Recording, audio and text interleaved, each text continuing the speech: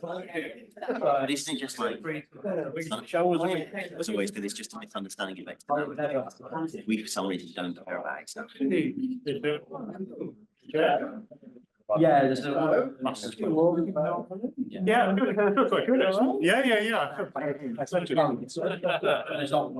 anyway, I've only been joking. I guess it depends on whether or not you want to. yeah. Or if you're responsible. I was trying to be out for you. But making it under 5 hours. You should have seen me trying to blasting the tourists there. Loaded. Yeah. So it's like. There was a chance I was finished and we're just still doing It's like, I was like, literally. Shall we begin? It was brilliant. I'm very pleased to welcome you to the GSI Seminar. My name is James Dyke. I'm here to introduce esteemed. So some of you may already know Patrick Greenfield from his writing in The Guardian, quite regularly. Okay, for a while.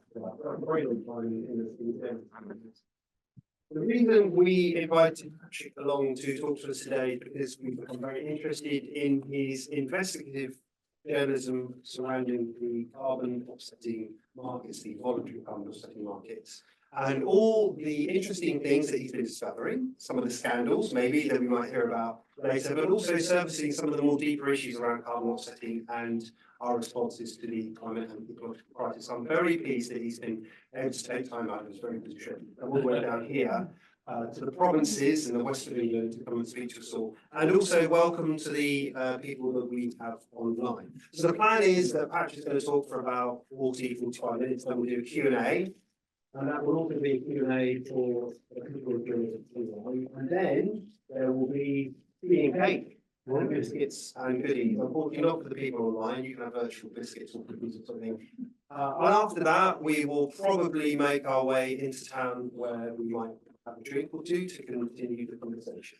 So look forward to an afternoon and evening of offsetting fun. So without further ado, I will hand over to you, Patrick.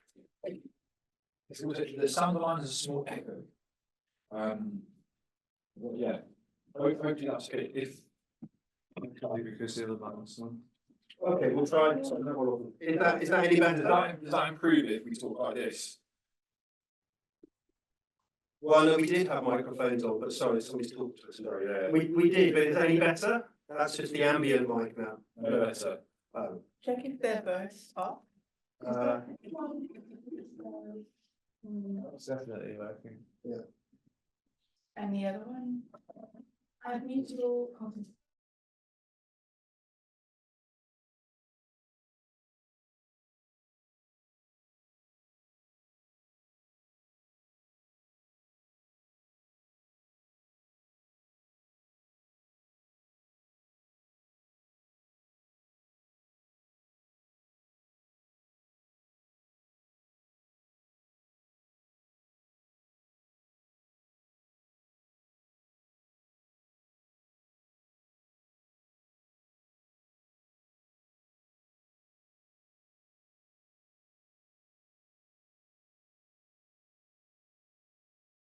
Is that better? Okay, I'm going to talk now. Is that? Sorry, I'll miss you.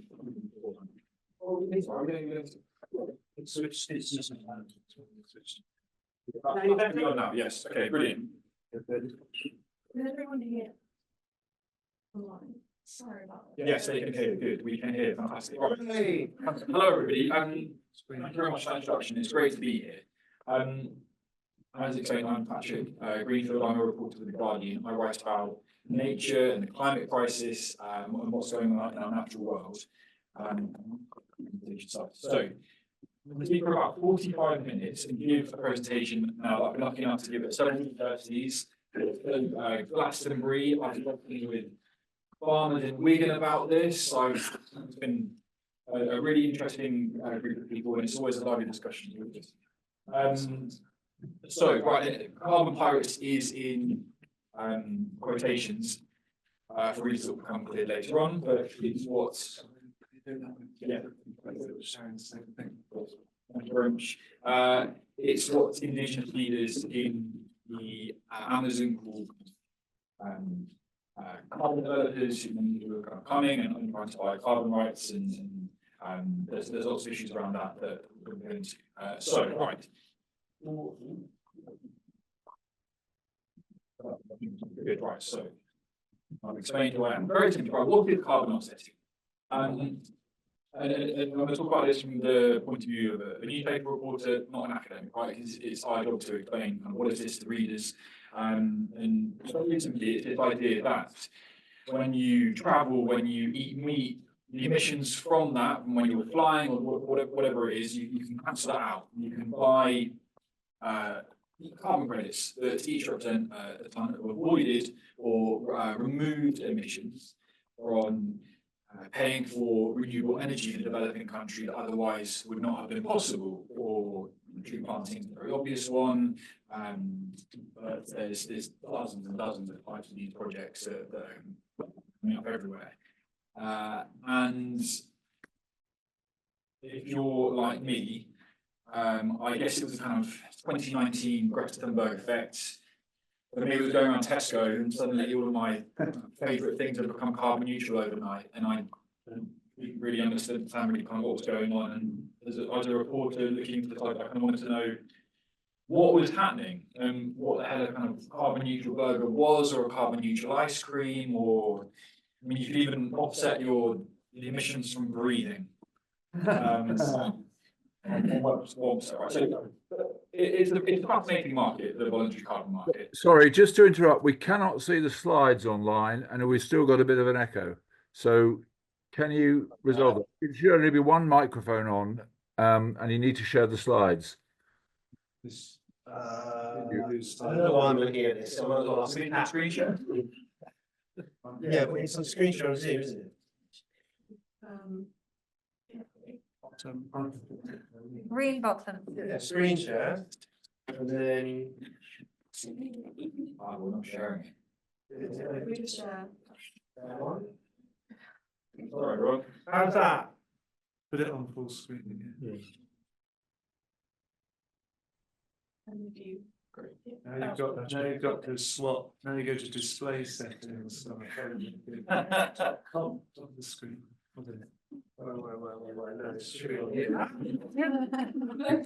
You've got it on presentation view at the moment, so we can see the next slide as well. So that's it. That's better. That's great. And then there seems to be still this echo. So you've got you've got a microphone and another microphone on the laptop or something. We will continue to debug the echo problem as Patrick continues. Yeah, there's a kind of odd sound in the room as well. Is it able to sort that? So is it the feedback? Is it the feedback from the speakers of the laptop? Do the speakers on the laptop need muting? No, it's not that. We'll continue to look into it. Thanks. Okay, great. Sorry, everyone. Right. So why does this market exist? It's different, I guess, to I don't know, the market for apples or for concrete or whatever it might be. This is a market with a social purpose. I guess on the one side you've got your major polluters. I'm not saying Taylor Swift's a major polluter, right? But celebrity, I guess comparatively she is, right? But the idea is that when you're on a private jet or Shell, major oil and gas company, the emissions that you're putting out to the atmosphere, that can be counteracted in some way, and it could be, and this money can be used to fund climate change adaptation and mitigation, often in crucial ecosystems, right? Peatlands, rainforests. It's a massive issue at COP every year, the voluntary carbon market, and as many as you know, the Paris Agreement has a carbon market that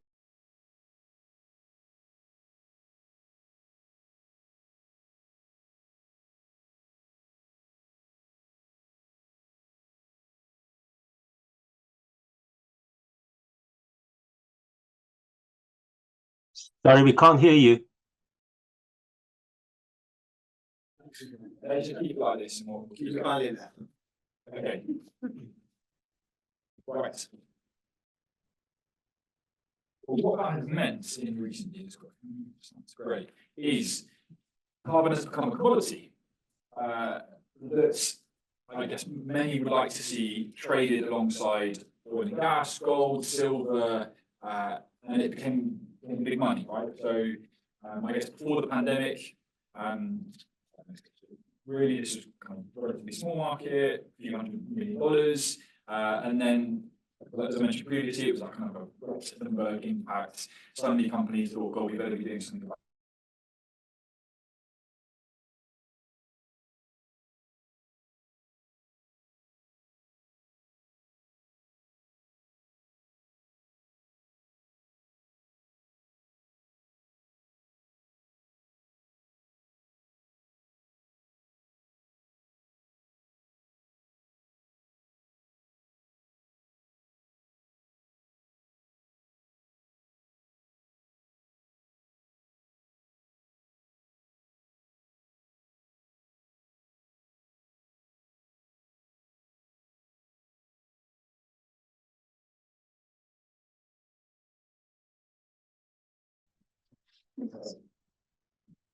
Right, so through our investigation, we have tried several times to look at this regarding in the last few years, and we've always done this in partnership with other organisations.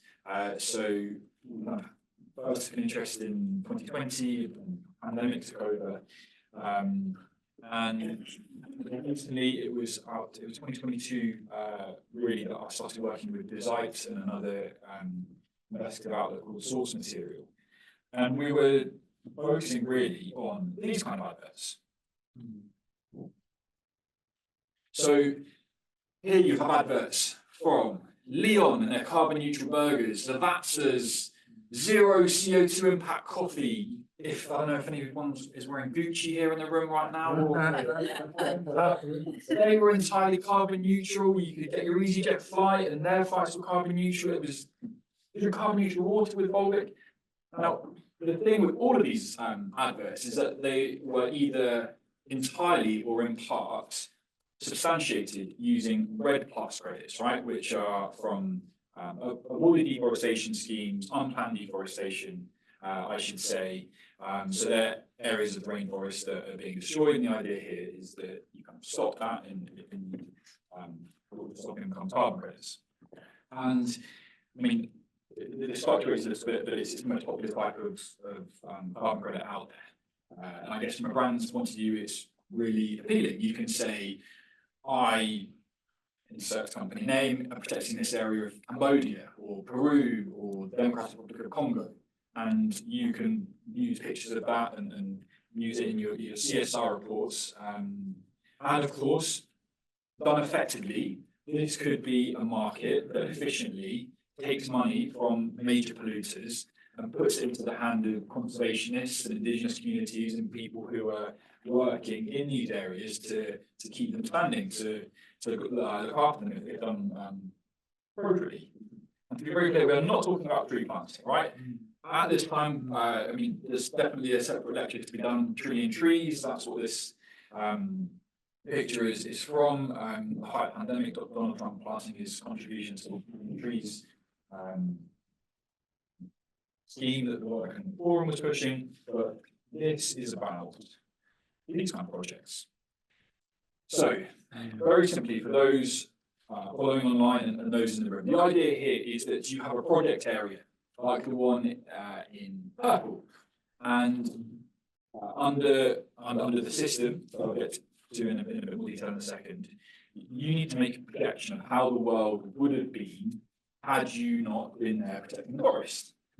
And there are lots of different ways to do this under Vera's rules. So Vera is the kind of dominant non-profit in the voluntary carbon market that writes the rules for what counts as a carbon credit, right? They are the focal point of the system, and they are, I guess, the whole system relies on them for integrity, really.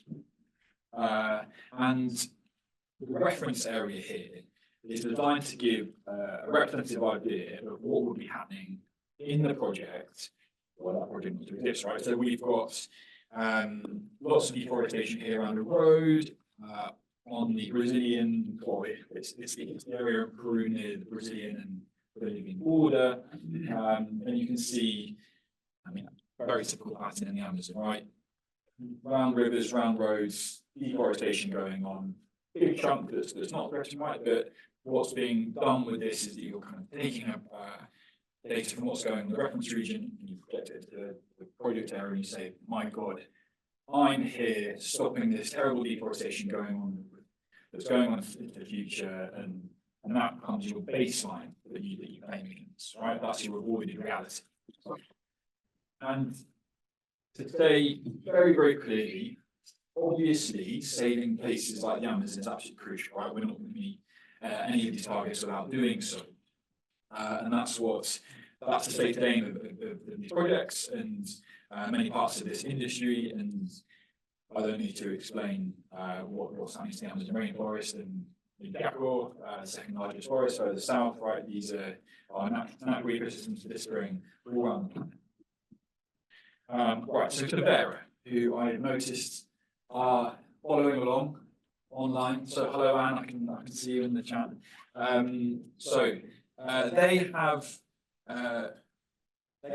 They issue BCUs, right? Which are their carbon credits, and this is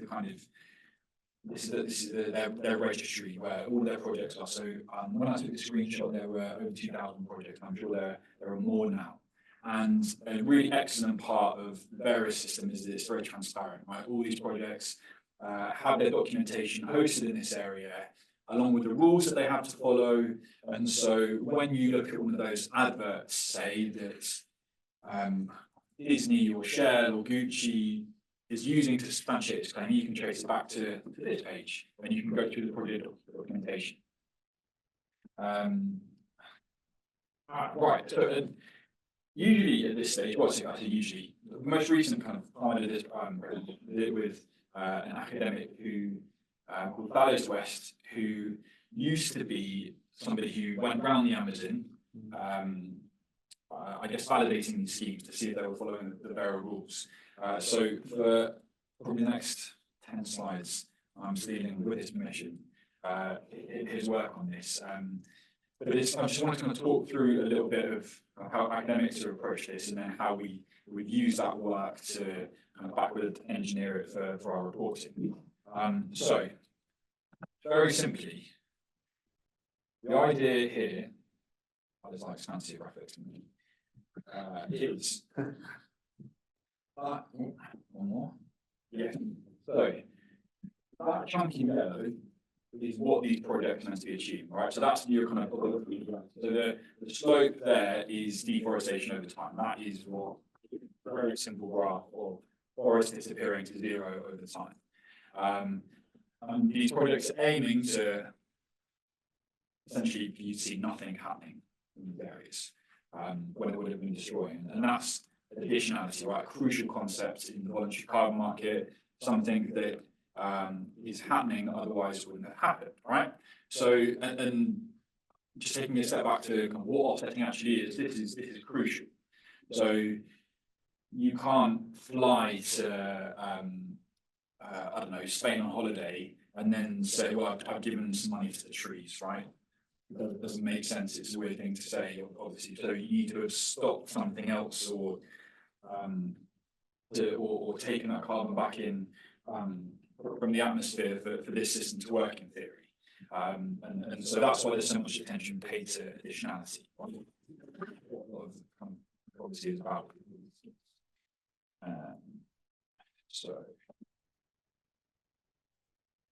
So Valles used to be a validator for some of these schemes, and he is one of several academics that wanted an independent way to see really where these projects having an impact to the extent they claim.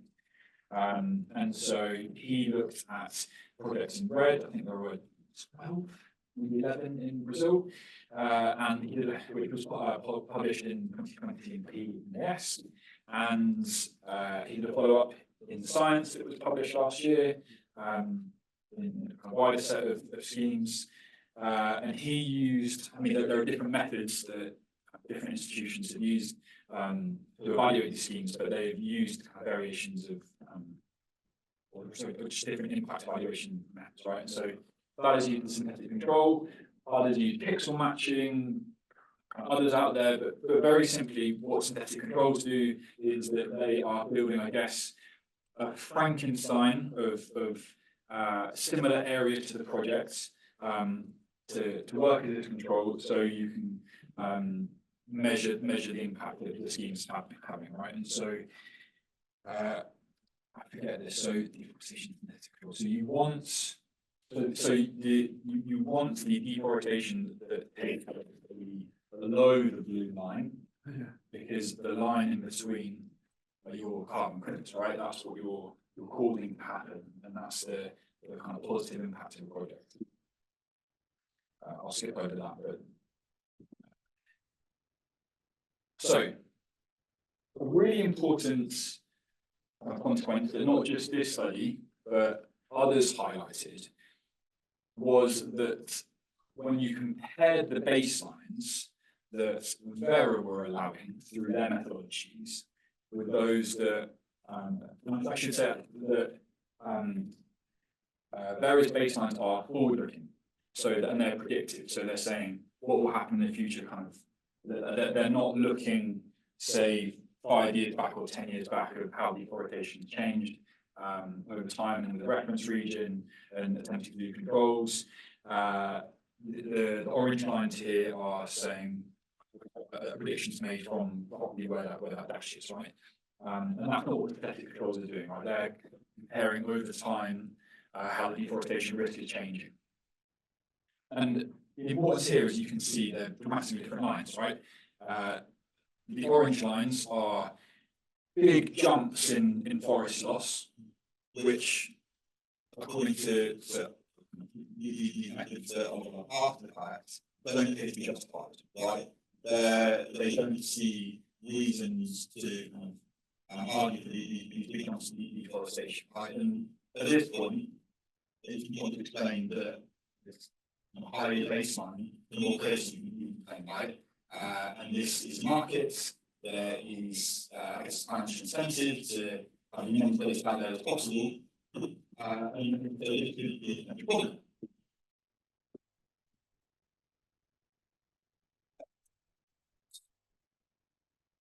So,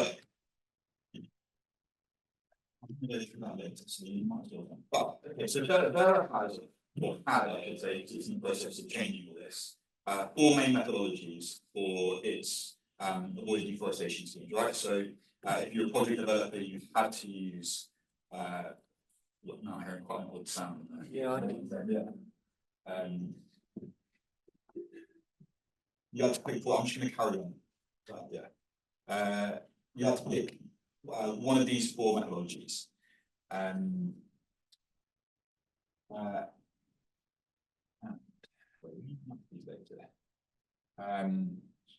And so what we're essentially trying to do in our investigation was answer this question: can we rely on these claims? And independent work like that, Thales and others, was really important in doing so. Now, I guess something to say at this stage is kind of why is this so important, right? So I think in other fields we have seen I guess this revolution happen, right? Where impact evaluation methods, maybe in poverty alleviation and other fields in econometrics, have been applied to kind of see very simply what works and what doesn't. And that is something that's not happened that much in conservation, right? But exciting is happening now, and we're kind of getting quite interesting answers to what works and what doesn't. And by about 2022, there were Exeter studies, as well as a group at Cambridge University, that started producing papers where you could see in the supplementary material what impact they thought these schemes were having, which was vital for us because we could then compare their results with what Vera were allowing projects to claim to generate the credits, and we could then build a kind of worth and apply that back to some of these efforts we were seeing, right? We could then know, well, is it really carbon neutral? And so that's what we were doing, right? And I guess broadly, before we go into this. These studies are finding that projects are having an impact sometimes, but they're often having relatively modest, small impacts. Some are having none impacts at all. There are a couple that are having quite a punchy impact, but that's not the same as what the credits are being generated on the basis of, right? You could have a project that is stopping 10 hectares of deforestation a year, right? But is generating credits on the basis that it's stopping 1,000. Obviously, that's a good project doing good work that does deserve to be rewarded in some way, but it's still a gross exaggeration, right? So that's what we wanted to get to the bottom of. And so we took these results, put them together.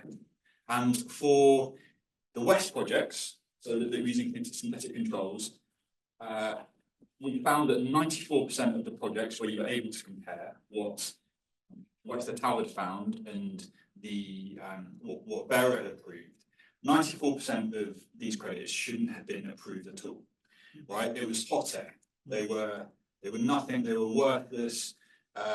Pick the word you want, right? But there was, and many companies were spending millions, sometimes tens of millions of dollars on these schemes. Now, the GSI et al.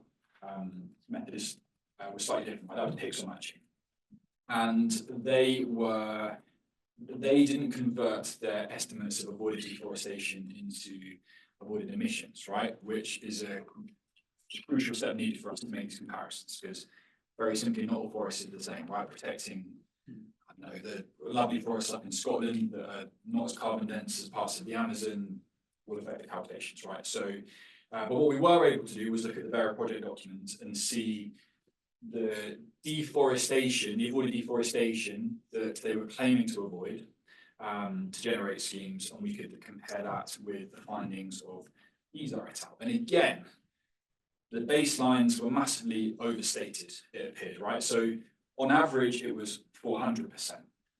But the averages don't really tell you that much here, because you don't buy an average credit, right? You buy a credit from a specific project. So there were 3 projects, if I remember, actually let's not start there. So that project, that paper looked at about 40 projects, and they detected a kind of average positive impact of these schemes. But once you broke it down, 40% of that positive impact came from just 1 project, and I think 75% came from 5. And the rest were either having a negative impact, so they were performing worse than other areas that didn't have a carbon scheme, stopping deforestation, or they were stopping tiny amounts, right? And many of these schemes were vast areas, right? I think they made up an area the size of Italy. And that's the problem for the system, because very, very simply, what it means, you have kind of 2 different papers, and I skipped over this, but there are others that I guess are telling us these methodologies are not picking up the impacts of these projects. So take away your kind of value judgments of offsets, right? Whether you're pro, against, you can't trust under these rules what you're buying. And it would appear, if you trust the findings of these studies, that there are companies out there that are saying they're carbon neutral on projects that are stopping no deforestation at all, right? They're not having any impact on the environment, but they've spent $20 million, $10 million on often much less, right? Let's be honest, but some have spent a lot on their schemes on these credits. And let's talk a little bit, just to give one example here. So this project claimed 10 million credits, so the projects I'm showing on the screen, 10 million credits from the project start date to 2020. So that's, I think that was equivalent. I mean, I did the kind of, it's the US Environment Ministry or whatever it was, that calculator, right? I stuck it in there. That's equivalent to nearly 3 coal-fired power stations a year, right? So there's a chunky amount of carbon. And according to both studies, sort of no deforestation at all, right? Now, I guess So I mean, in our reporting, we said, what's the right thing to say, right? Sorry, just this is our work has been kind of very controversial, right? Especially with project developers and people who work in the carbon market, right? Who really hate the term worthless, and that's what I was pausing over there. It's something we thought hard about, and other journalists who've written about this previously, my colleague Fiona Harvey, who when she was working for Financial Times 20 years ago, did a very similar version of this investigation. This is kind of almost not new, right? This is just a cycle repeating itself. I hadn't heard it until her work until we published ours, but she kind of picked similar work, right? I mean, these credits, what we're looking at is they're meant to avoid or remove carbon, and they're not doing it, right? And I think if you can treat it as a commodity, that term works, right? But I wanted to focus on a particular company. So Disney, biggest entertainment company in the world, is also a major user of offsets, and they are. So I guess we wanted to kind of bring this to life in our reporting bit. So they are highly reliant on one project in the Peruvian Amazon called Alto Mayo, which is run or co-run by the Peruvian government and Conservation International, the US NGO. They run a few other carbon offsetting schemes. They're along with the Nature Conservancy and a few other often American NGOs. They're big supporters of this system. And Disney is really interesting, right, for several reasons. Their executives have claimed previously that they're doing a lot about the climate crisis, right? It's part of their brand. They've won awards previously for their action on the environment. But you can see here in this graph of their net emissions, up until a bit closer to the pandemic, right, but their emissions were increasing. But they were saying, using offsets, that their net emissions were falling. And that's, I mean, so what was going on here is they were launching new cruise ships, your kind of Disney experiences, your theme parks, all that kind of stuff. This was apparently being counteracted by carbon credits, in particular one project in Alto Mayo that I did in September 2022 with Hannah from GSI, Hannah Knuth, I always get her name slightly wrong, and we went to see what was going on, right? Because Alto Mayo, interestingly, was stopping quite a lot of deforestation in terms of absolute figures, right? But because of the way the variant methodologies worked, it got about 10% worth of its credits, right? So I guess what that means is it was kind of that example I was mentioning before. It was having some impact, but it was being massively overstated. And we wanted to, my editor throughout this had kind of said, you can't just say this is all kind of nonsense, right? Or this all doesn't work, this is complicated. And we were going to this area of Peru to see a scheme that was having some impact, was it a way that could be reformed? And bizarre, John Oliver did something just before I went, and his show, for those who don't know, he's a US satirist, and he's British, but he was taking the mick out of Disney, and part of the response from Vera and others was, you should be applauding Disney, you should be going to the scheme in Alto Mayo and going to see what's going on there. So we did, and it was incredibly beautiful. It's a big area of forest in that part of the Amazon where I guess kind of the roads end, and you have to go by the river and cloud forest too. And we went out with park rangers to begin with, who were keen to show us kind of benefits, which I mean, it was clearly funding positive impacts in some areas, right? So the way this scheme works was they had a deforestation. It was essentially a paper park, right? So a national park that existed on paper, and the Conservation International would come in. They would pay for more equipment, park rangers, and they would crack down on deforestation going on in the scheme. There was going on. It's by a frontier of deforestation. And as that slowed, you would generate the credits and the money would pay to support local communities, right, as well as support their operations in the park. And I think by the time I got there, they generated about $45 million, right? So a significant amount of cash for these kind of schemes that desperately needed. And many of the people here are from the Andes, so they're people that 30, 40 years ago had been pushed out by mining projects and had often been informally but encouraged to go to the and make their lives there, and many have become subsistence coffee farmers. And there were some people that were supportive of this scheme, but it had also clearly started a big local conflict. When we went the first couple of days, it was kind of quite a bizarre atmosphere because some of the local people, one in particular I remember, started speaking to us about business carbon footprint and why offsetting wasn't a bad thing in a kind of really weird way, right? It felt a bit staged. And we came back and we kind of left our details, and to get to the point, we were sent videos of people's homes being cleared in the park, right? So after the, I mean, there's been a lot of back and forth, right? There's been clashes with Conservation International workers, from what I understand, and kind of no one's completely innocent well, I guess there's a lot of grey is what I'm trying to say, but community living in the park were sent us videos of their homes being smashed up and cleared and cut with chainsaws, and spoke of kind of masked armed men coming in the night, and it was pretty shocking. Like, it was meant to be a kind of good scheme that had provoked a lot of conflict, and seemed a long way away from the advertising, right? This is a project that Apple has bought credits from, Pearl Jam to offset their tour, and everyone was talking about how great it was, and actually being there, it was definitely not as advertised. But it's one bad project, right?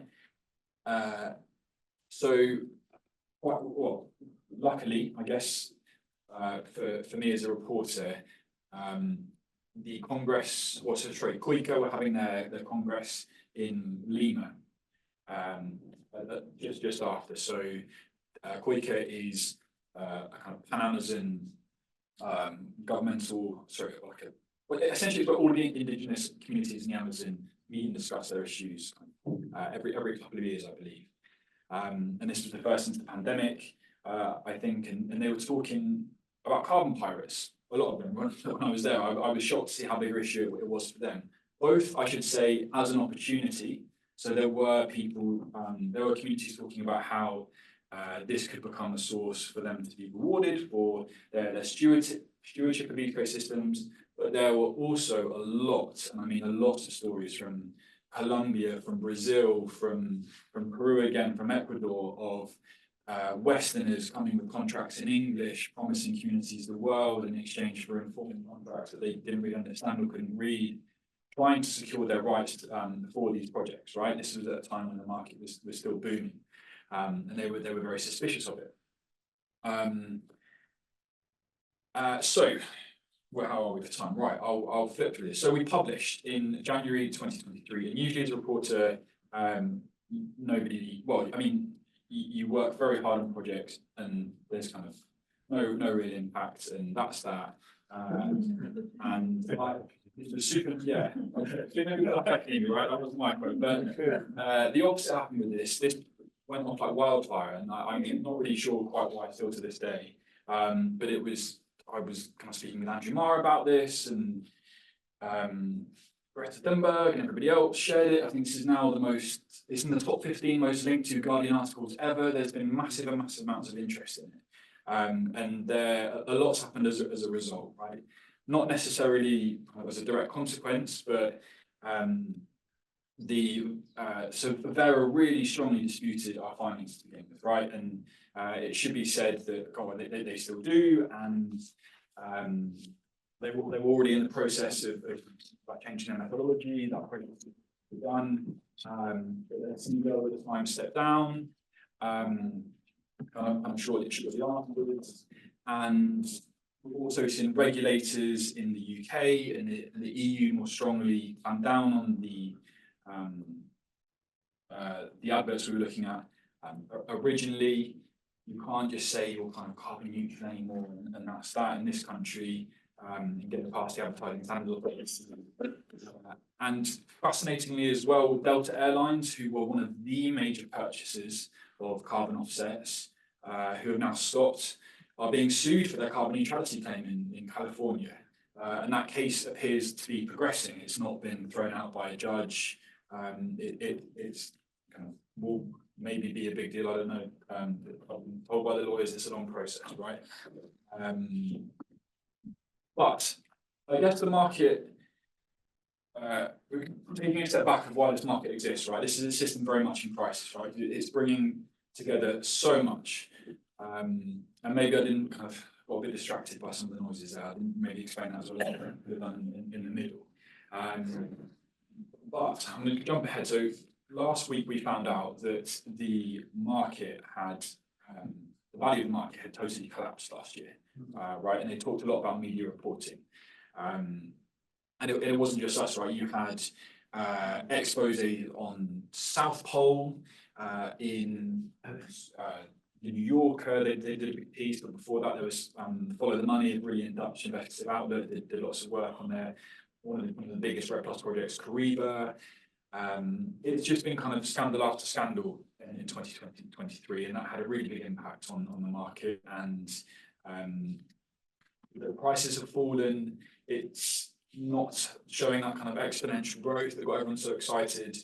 And I think also, going back to this, there are some good projects in there, right? That the impact's not being picked up and it's not being rewarded in the same, and that's just a bigger of a problem, maybe more of a problem than the projects that were getting lots of money for things they weren't doing, right? And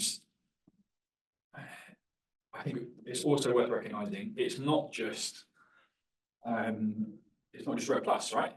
There are huge issues with renewable energy credits that according to some academics are kind of in REDD+, right? At least in some cases they are having an impact, right? Cook stoves, again, what's so complicated about reporting the voluntary carbon markets? Cook stoves, when they are effective, have amazing benefits, but if you overstate those benefits, then it becomes far more problematic, right? And there's evidence that that's going on with some of these methodologies too, right? But there are kind of fundamental questions about global decarbonisation, how we fund this, whether this type of climate finance is the right one, or there are other ways to do it. But that's a question that is tearing apart the SBTI at the moment. So this is the CEO of the SBTI. I'm not sure who's followed that, right? Do you have kind of some in the green world? Do you think offsets absolutely should not be allowed for a high quality claim for a company that's really on that Paris pathway? Others say scope 3 is so hard, we must have some room. We can't cut in line with Paris, and so relax it at least for the next decade till we can get some carbon finance going, right? It's an active discussion within the organisation. For those who don't know, right, it's a kind of classic green organisation that's at war with itself a bit, right? But it's got lots of different parts. It's got a few different parts of the SBTI. But what happened last month? I've lost track of time now. Maybe 2 months ago, the board of the SBTI, which is separate to some of the advisory bodies and staff itself, announced unilaterally that the organisation would consider allowing offsets in the SBTI, and there was a huge internal backlash, or internal and external backlash about this. But they're going through that process, right? They're considering it,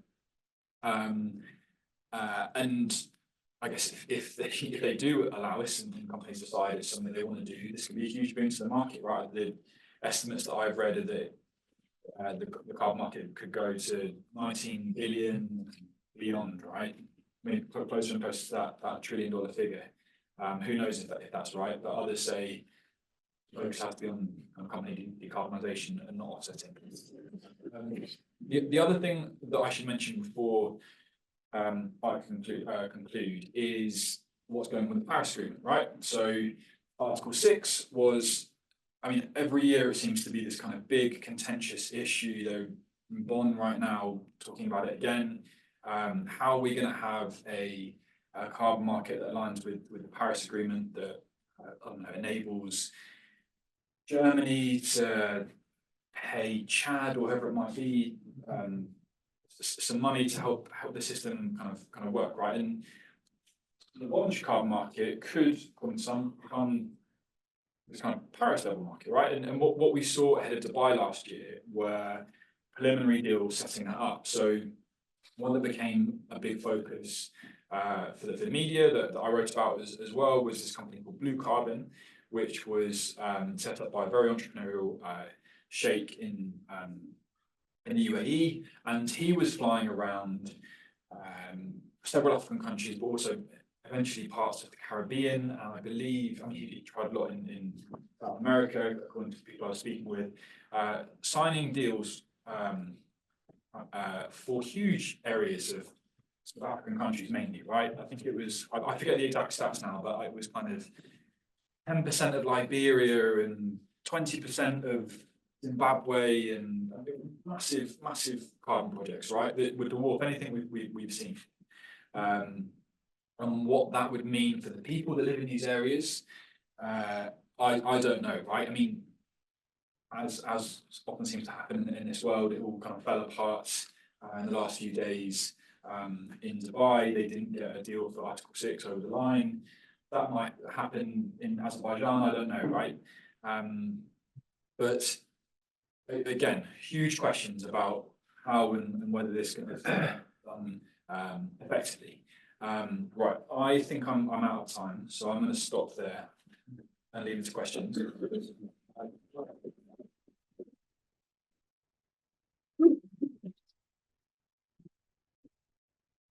Are you okay to handle the chat questions? Yes, yeah, absolutely. Well, thank you very much. He did very well, didn't he? Sorry, that wasn't flowing. That was, yeah, sorry. Okay, brilliant. So we've got, yes, Femke, Tim, I think there was some Tom, yeah, I'd expect you to.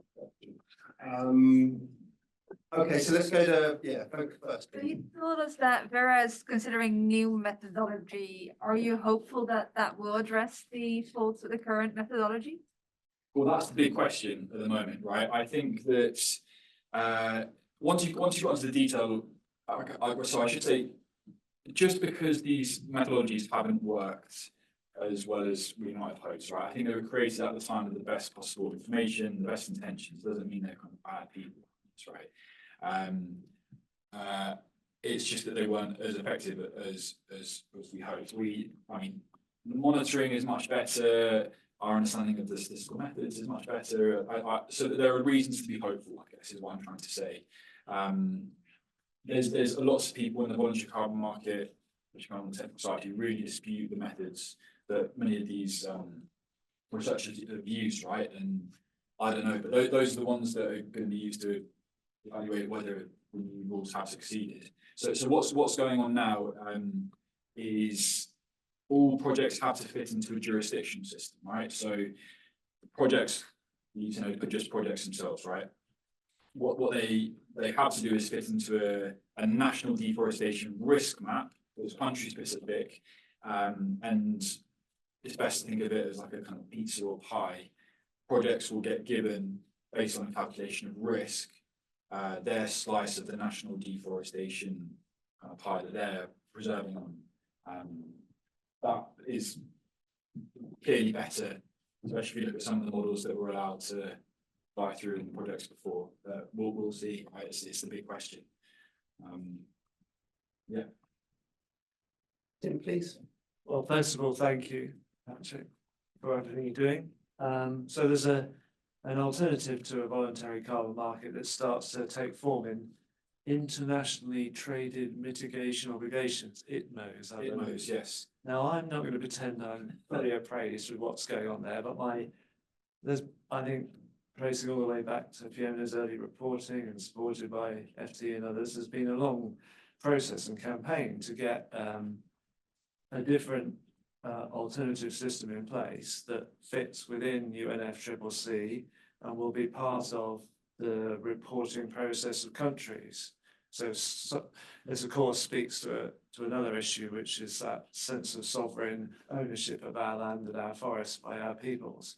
So I guess my question is, you probably already know more about the IPMO system than I do.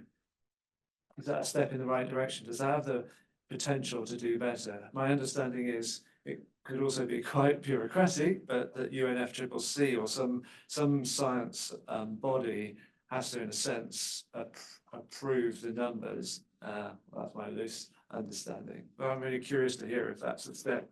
You think that that's a step in the right direction away from the voluntary market? This is really in the weeds on there, but no, it's a. I think for me as an observer at COPs, I think the big thing here is there are lots of developing countries, right, that don't have fabulous research universities and the technical support and the rest of it, right, and many just need systems that they can kind of plug in and play and work for them. And that could be the voluntary carbon market, that could be the IPMO system.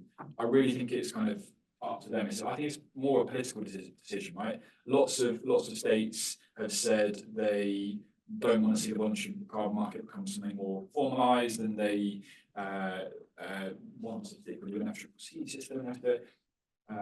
Others want the opposite, right? They just want. I guess speaking even with world leaders, we don't understand how this works. We just want to be able to have money that funds forest protection and allows us to meet these targets, right? And I think that's really kind of, it's not really a value judgment. This work is not really a value judgment on kind of what's better and what's not. It's more about what works, right? And I think that has more to do with politics than some of the technical disputes that go on every year that become pretty ferocious, right? And what Papua New Guinea wants versus what others want, right? And having Commonwealth versus in the other systems. Yeah. Okay, thank you. Tom? I'm slightly nervous to ask this question, but yeah, I mean, you say you said that there's been some academic critique of the approaches used by Western and Sure. Which have criticised quite strongly some of the methods that we use to assess these projects. So whether they're synthetic controls or pixel comparisons, whatever. There are also quite sort of rude assumptions underlying the comparisons that are built in those approaches, or they're different assumptions to the ones that are being used in the various methodologies.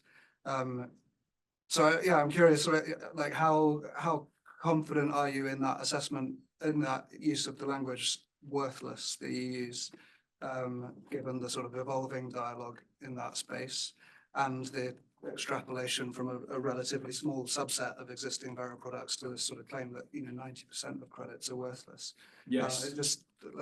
Yeah, I'm really interested in how you turn this into a really constructive critique that helps the mechanisms become transparent and accountable and effective, and sort of follows that emerging understanding of the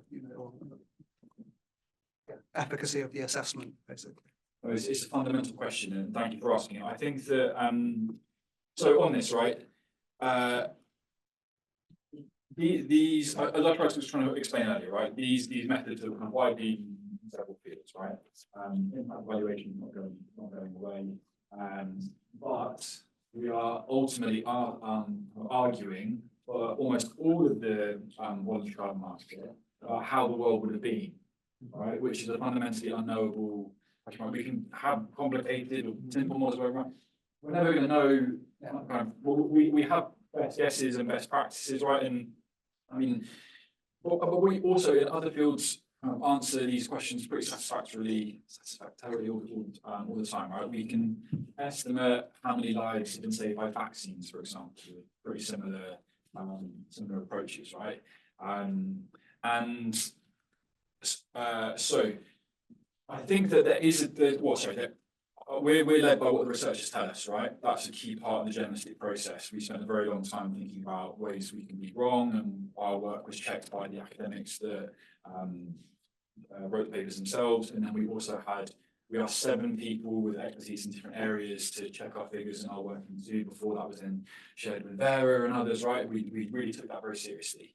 And so there is definitely an argument over what's the best approach to do these kind of valuations, right? Pick some actions, less control, something else, right?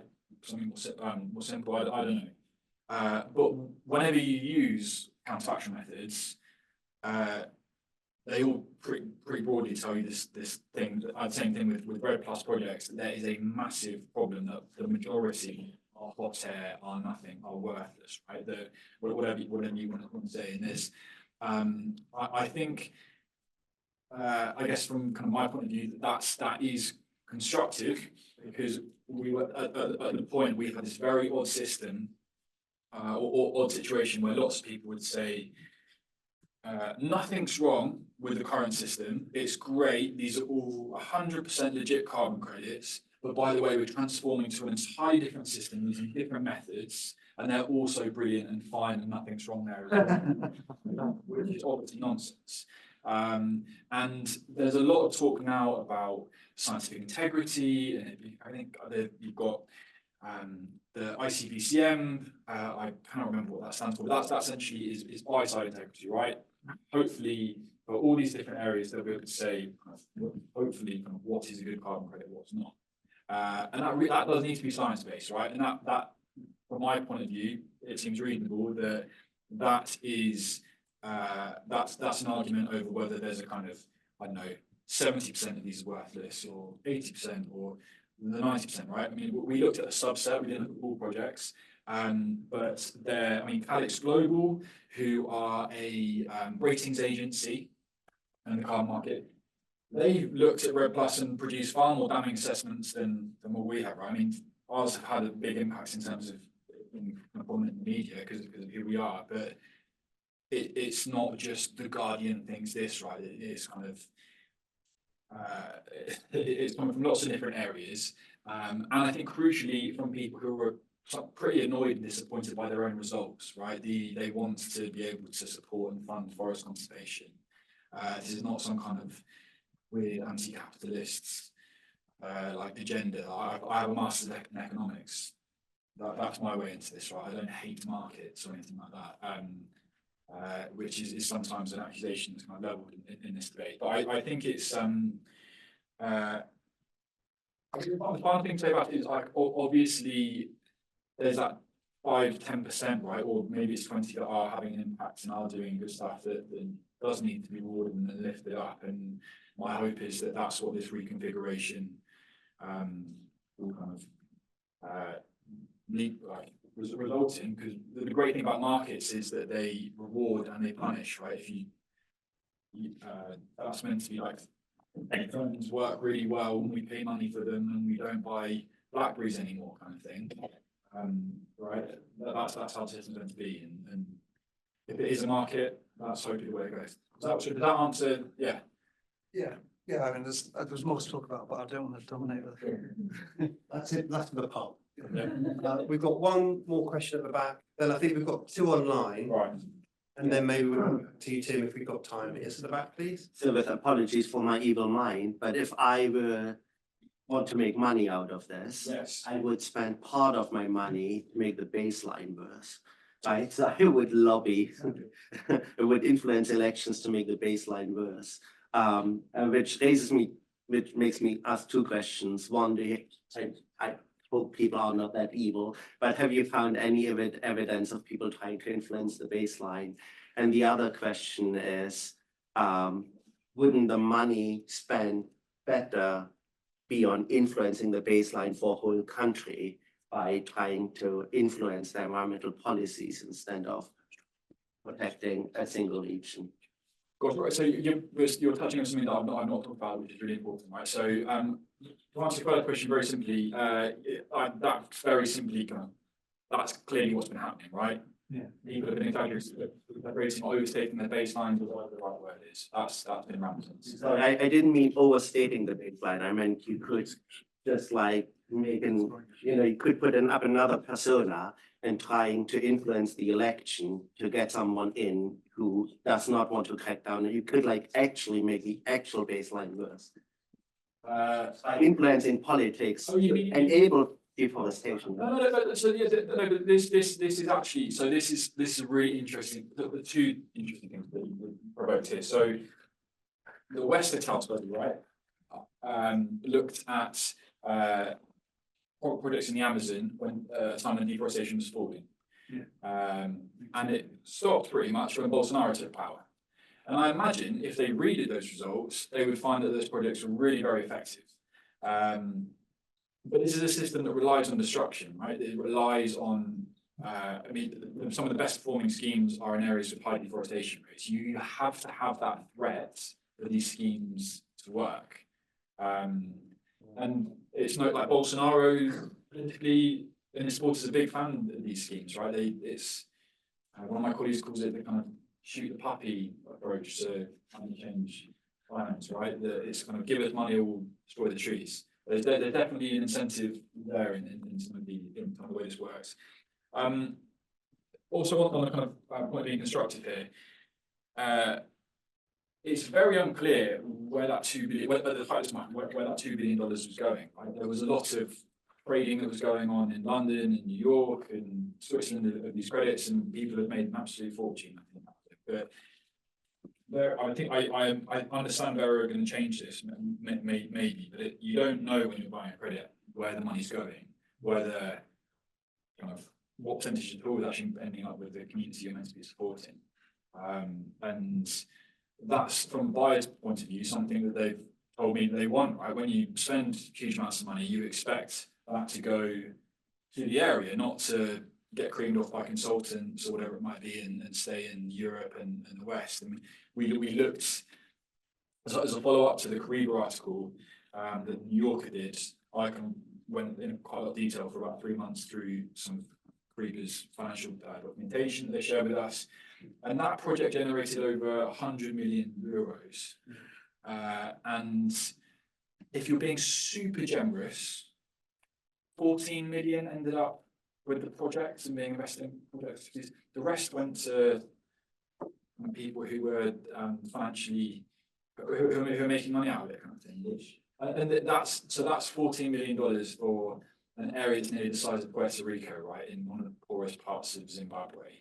It's not really, the people there complain of lack of impact, and it's pretty obvious why that's going on. Yeah. Okay, we are running a little bit over time, but I would like to do 2 more questions from the chat. Is that all right? Sure, yeah. So the first question, you kind of, I think you did touch on this, I can read it out for you if you like. Yeah. Is say a few words on the life of Indigenous people living within these forests and how they are affected. Are there any forced displacement? Yeah, that goes on, of course. I mean, you can't. I did an event with Allied Offsets that I guess a kind of a market consultancy on Monday, and someone on the panel said something really insightful, that it's kind of both a market where some projects are transforming people's lives and others do seem to kind of forcibly remove them from the rest, right? It's really project specific and always complicated. And I think that's what I really want to say about it, right? Without going into examples, you can't. You shouldn't generalize, right? Without I mean, provoke. Something I didn't. I've forgotten your name. Sorry. Sorry. Pardon me. So I should have done the kind of critiques of Westphal. What we always do whenever there are criticisms of the studies is we go to the authors and ask, kind of, are we wrong? Do we need to change anything, etc., etc. Ed Mitchard, lead author of the study, he left academia to run a company, Space Intelligence, which is a data provider, one of the few forebearer now, knows himself as a conflict of interest, knows a lot about measuring carbon stocks in forests, right? Maybe less strong on some of the causal methods and the rest of it. That I mean, that's what the project authors have told me, right? He's found a kind of small error in the West paper, but the rest of the stuff really is actually adding, it appears, to this idea that there are big problems. He didn't respond to my email on that, so fine. But that hasn't passed peer review, right? That's just preprint press release. what the West to tell people is like that everything else is part peer review that we've looked at and has been had its tires kicked, right? Anyway, sorry, right, one more question from online. I've got one here. Yes. And this alludes to something that you mentioned with regards to markets and also Tim. We all seem to follow the perspective of the time, so markets as a solution to climate emissions seem to be the current solution. Why don't we really look at what needs to change and governments work towards that? I didn't actually say, but I've added that. No, absolutely, absolutely, right. I think something that really strikes me is looking into this world is some people in the BCM really think that kind of nature is really screwed unless we have voluntary carbon.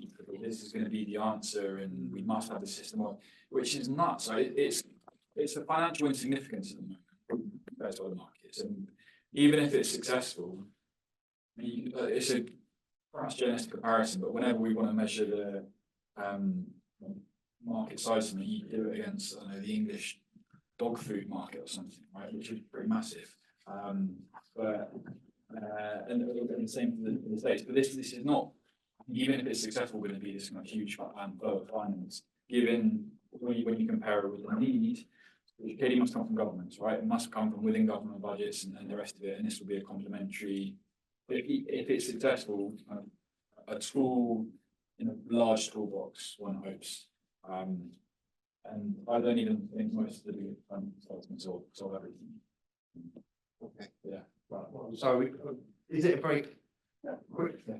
Okay, I mean, it seems, as you kind of showed, blindingly obvious that additionality is a key part of the design of the market and fundamentally flawed. I mean, if you think it through logically, if the objective of the voluntary market is to eliminate the destruction of forests, that would be to eliminate itself, the additionality. Exactly. So we, I don't know, I think you'll be okay with me saying it publicly in this audience that we're having detailed conversations with David Antonioli, who totally recognises that the whole market design was flawed and that we need to publicly talk about that flaw and how on earth it could be resolved. Well, that's that. Again, it's that. I don't think I set it up very well, but for some, they desperately want it to be a commodities market, right? Where you just kind of, I don't know, forget all the nice stuff about the communities and the rest of it, and you're trading cold, hard carbon, and that's making everybody loads of money, right? Or it's a system with a social purpose. Maybe it can't be both, right? And that's. I saw David's published a paper on this recently, and I've not had a chance to go through it yet, but really interesting to see what he says. Yeah. Okay, well, many thanks for your question.